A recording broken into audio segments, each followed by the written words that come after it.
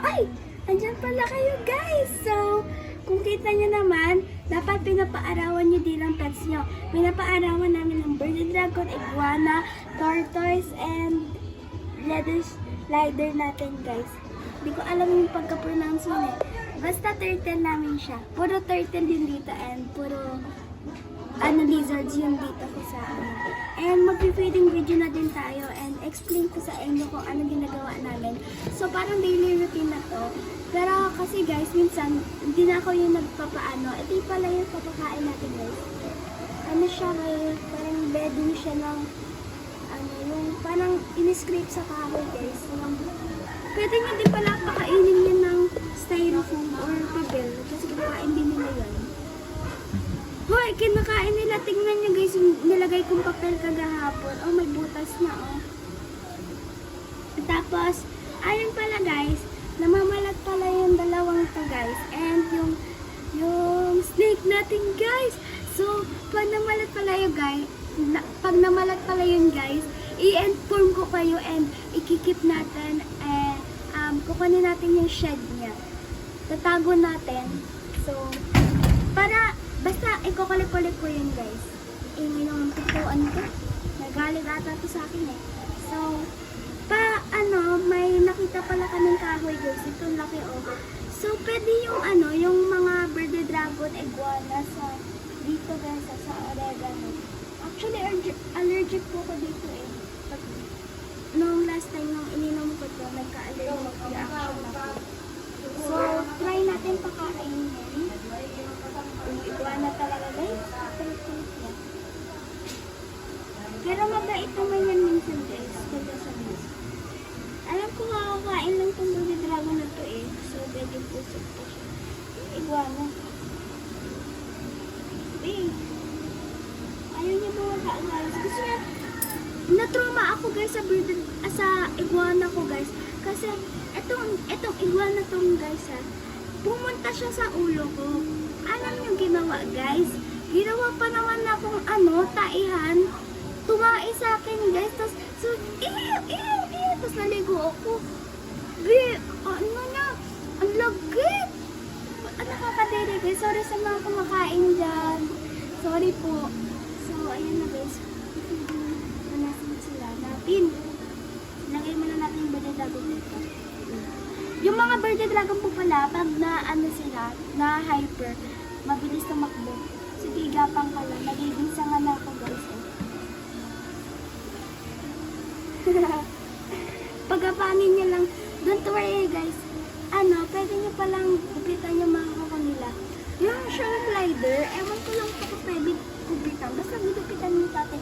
And ayan na po yung shed niya. O, diba? Ate, yung meron din sa paan niya, Meron din dito, Lapit ko na mag-shed, guys. So, pag sinok nyo, pag ganito na yung kalagayan niya, or, like, ako kasi, ewan ko saan napunta yung, niya dito, yung shed niya, nawala. Tapos, pag siya, pag fully, na siya, nag-shed na siya ng ganito-ganito.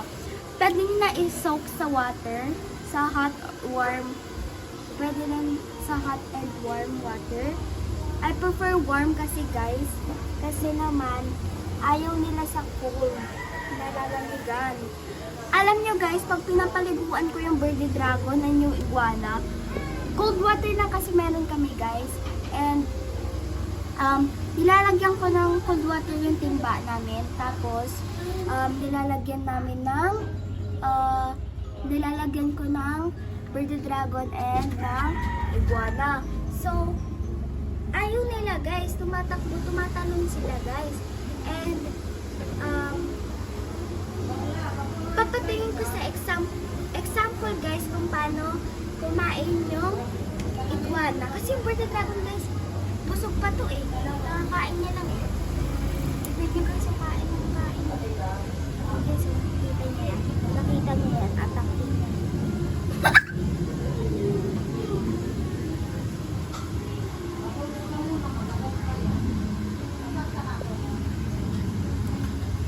Oh, diba guys? Try natin yung birdie dragon naman. Pag natin din. Ewan ko makakain.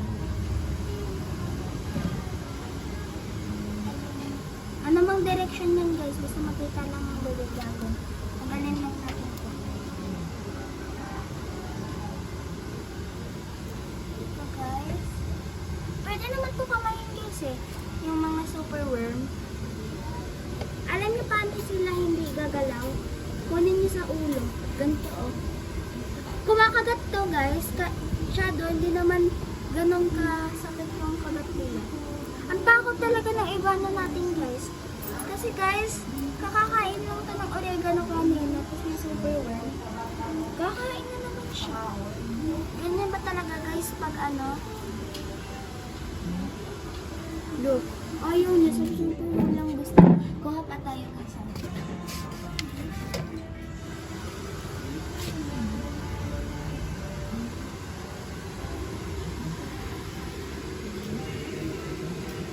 So, wag nyo kaming gagayin guys na medyo madumi pa yung sahig namin.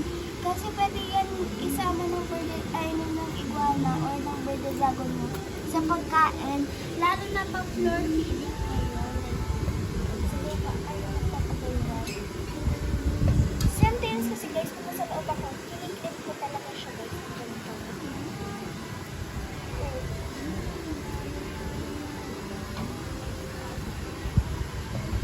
Tingnan nyo guys. Takot siya dito guys, pero ito talaga yung nangunguna. Hangin dito guys. Mainit na mahangin.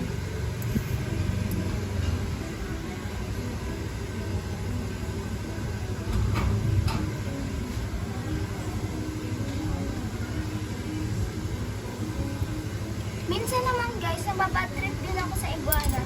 Kasi guys, gusto nyo lagi nagpipit. Diba doon, nagpapakain ako doon sa loob. Pagkabukas ko, kumuha ako ng super worm. Tapos ngayon, pumipikit siya. Ayaw niya muna. Tapos pinipit ko siya. Tapos ayun. Ayaw niya Ako lang, B. Energetic mo naman, so. Oh, boy.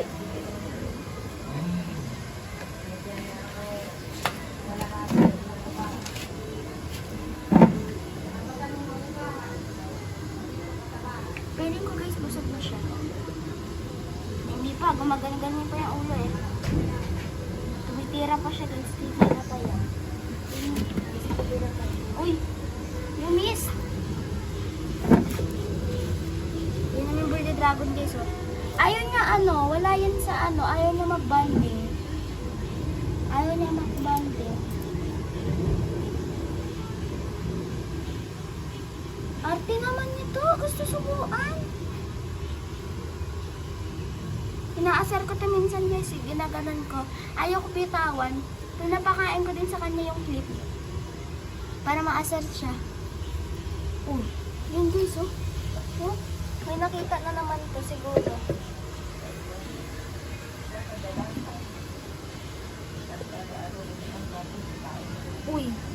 Minsan guys, pina-force feeding ko na yung Baby Dragon kasi ayaw niya talaga kumain guys.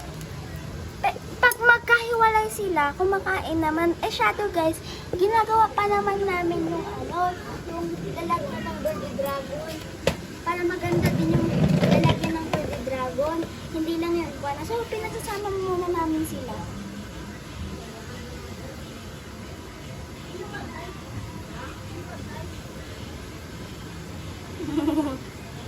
Naasar siya eh. Ito, si Losa to eh. Si Losa to eh.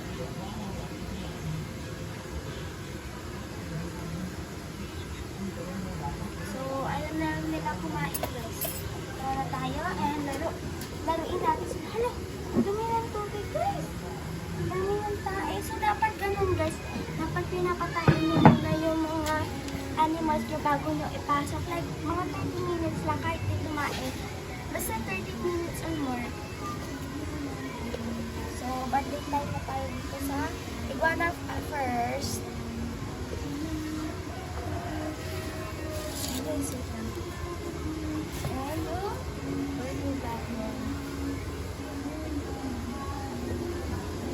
Ito, kahit simpleng banding-banding lang kayo guys. Like, pet-pet niya, magkwentuhan kayo. Hi! Magkwentuhan! Yun naman nagsasalita to eh. Magkwentuhan daw kayo. To guys, kung may malaki kayong cage, pwede din kayo kumuha ng, or pwede din kayo mag-order sa Lazada or Shopee. So, kailangan nila ng ganito, like, para mag-climb. Kasi sa amin guys, mataas yung sa amin, parang cage, pero organizer siya pa din. Pinag-DIY lang, pinagdikit lang ni tatay yun, tapos boosh ka. Ito, ang balak namin dito ay hihiwain namin dito. Tapos, lalagay namin to dun sa kulungan. Tapos pag ito, pumasya to sa kulungan ng Birdie Dragon, lalagay ko. Kung ayaw ni tatay, okay lang guys. Ito kasi guys, si tatay, huwag kayo magtiwala sa tatay nyo guys o sa mama nyo. Kung pet keeper kayo, yung mag-organization kasi guys, na-enjoy ako panoodin si tatay mag-organize and palitan yung sugar glider kasi tawang-tawa ako guys kasi minsan yung mga sugar glider nagtatalunan tapos hanapin pa ni tatay tapos nakakatawa guys. Tapos ngayon kagabi bumili siya ng cage kasi yung cage namin yung sinabi ko nga sa inyo guys na lumaan na papalitan na namin guys. Sabi ko ede nanood ako ng TV. Ngayon, dumating yung tita ko, guys. So, ngayon, sinabi niya, "Oy, ba't ka ba gising?" Sabi ko, "Ay, mami, hinihintay ko kasi si tatay mag-ayos." So, ngayon, pinatulog ako, guys, ha? Pinatulog lang ako. Tulog-tulogan niya yung kagabi, ha? Nakayakap pang sa akin, nakaganon, no? Tapos ako, nakayakap din. Tapos pagkagising ko, wala na. Ang galing din, guys, eh. Nagising ako parang, na yun, eh. Parang nag-aayos ata siya noon. Kinapak-kapak ko yung higaan. Wala ba si tatay? Ngayon, hindi ko na sinilip kasi sobrang antok ko nung kagabi. Lutang pa ako. And, kung gusto niya makita yung parents niyo, huwag kayo magtulog. Magpuyat kayo guys. Kasi minsan, yung papapuyatin kayo. Tapos, pag natulog kayo sa umaga, dun gagawa guys. Makulit daw kasi ako. Wala nga akong ginagawa eh. Ang OA naman ni tatay. Ang kulit ko daw. Yung ginagawa ko lang naman, kinukuha ko sa cellphone niya, tapos binabulag ko eh. Ayaw niya ata ma-expose sa social media na bumibili talaga siya ng cage. Tapos, ginagawa niya, nilalagyan niya lang ng vents. Ganun lang guys. Simpleng para mahirap na din yung DIY kasi kailangan yung saktuhin talaga yung butas dun sa organizer. Kasi, pag medyo maliit, butasan. Medyo malaki, di balik nyo. I-glue nyo. So, ayaw niya hala. Ito guys, ginaganto ko yung bunganga ng Birdie Dragon eh. Gusto ko kasi ma-feel na kinakagat ako. And di naman masakit guys.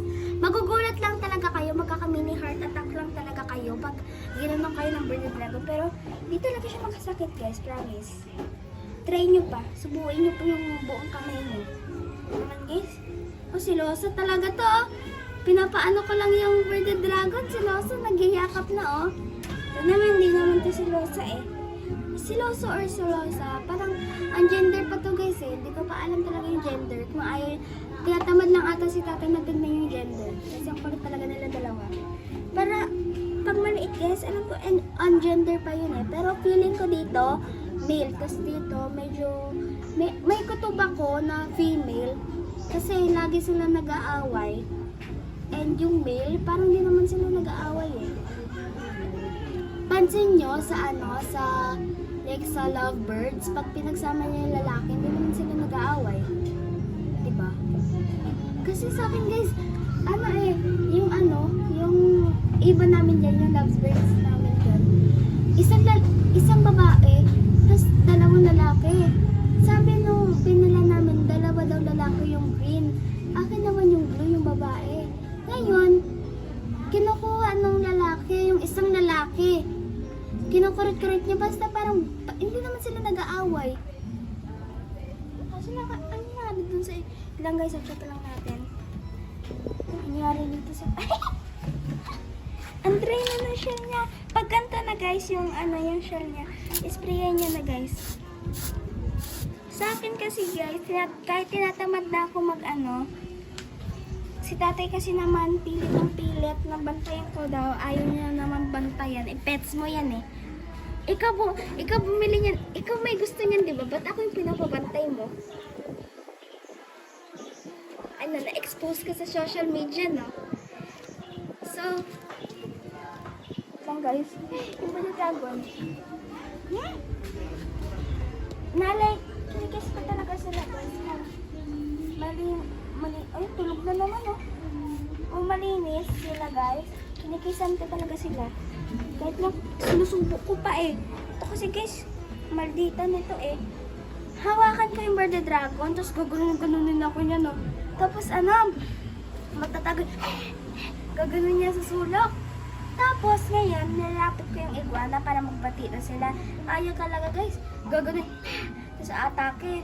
Tapos yung burdada, yung iguana naman, di yan atake. Pero pag nainis din yan guys, atake din yan.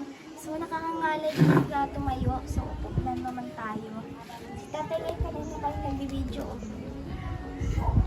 So yun lang guys. Bye-bye. Sorry kung nahabaan kayo dito sa video to. Pero pinapahaba ko talaga guys para ulit. Basta parang siya yung sa YouTube or sa TikTok pag hindi mo pinahaba, like hindi ka basta guys. So, yun lang guys. Bye!